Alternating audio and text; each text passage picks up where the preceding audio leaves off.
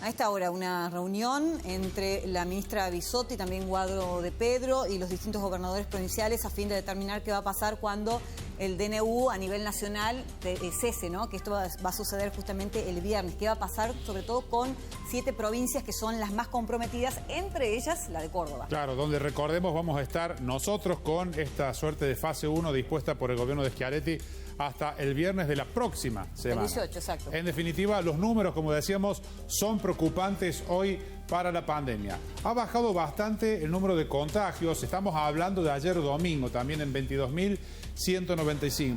Pero la cifra que es muy fuerte es la cantidad de víctimas fatales, porque es la segunda más elevada. Hubo una nomás que la superó en los últimos días del mes de mayo. Bueno, fue superada solamente por una cifra de 745 muertos o fallecidos el día 18 de mayo, pero después de esa fecha particular del 18 de mayo, esta vuelve a ser la cifra de fallecimientos más impactantes desde que comenzó la pandemia. Y esta es la ocupación de camas críticas en la Argentina, que vemos sigue trepando la cantidad. La semana pasada teníamos alrededor de 6.000 y pico, ahora 7.827, fíjense la línea roja de la derecha, la diferencia que hay con lo que ocurría en anteriores momentos de la pandemia.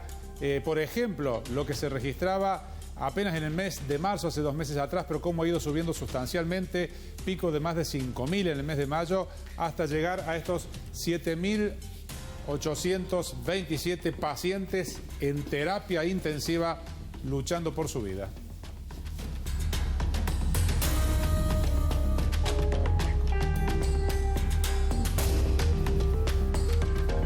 Y en Córdoba, el número crítico que ha determinado hace pocos días la situación actual.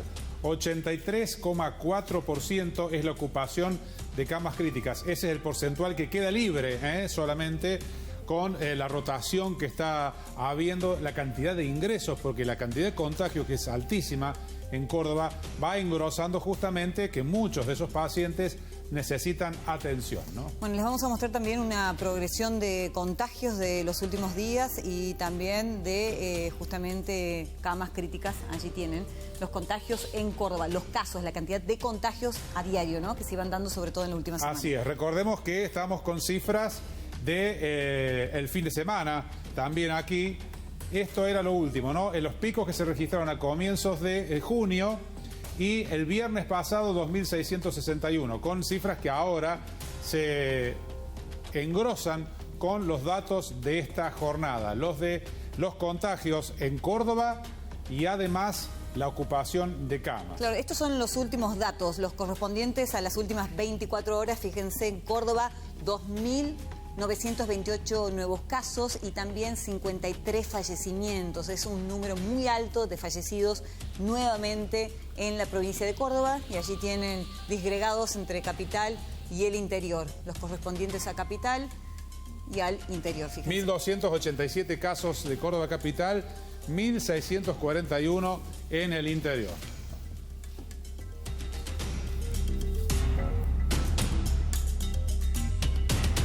Bueno, es un gran problema en este momento la cantidad de camas críticas ocupadas en la provincia de Córdoba. Esto nos ha llevado a que, por supuesto, volvamos atrás en una especie de fase 1 que no termina de serlo porque no es tan estricta, pero bueno, esperemos que hasta el 18 de junio inclusive pueda dar algún tipo de respiro. A las camas críticas, que son pocas las que quedan vacías, libres, pero también al esfuerzo que está haciendo el personal que las ocupa, que las atiende también. Esto decía la viceministra de Salud cuando ya hasta mañana se sabía que superamos el 81% de camas. Recordemos que ha pasado el 83% ya en horas de la tarde.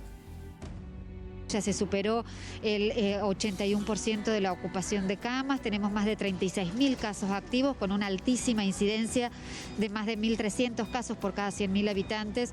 Entonces hoy más que nunca en donde debemos respetar todo lo que esté a nuestro alcance, las actuales decisiones y restricciones que se han aplicado para poder empezar a desacelerar este aumento de número de casos tan importante que hemos tenido en estas últimas semanas.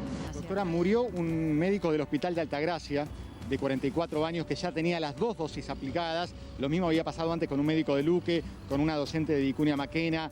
¿Esto puede llegar a darse? ¿A qué obedece? Sí, a ver, esto está descrito y puede llegar a darse, si bien el porcentaje es muy bajo, no es nulo, lamentablemente.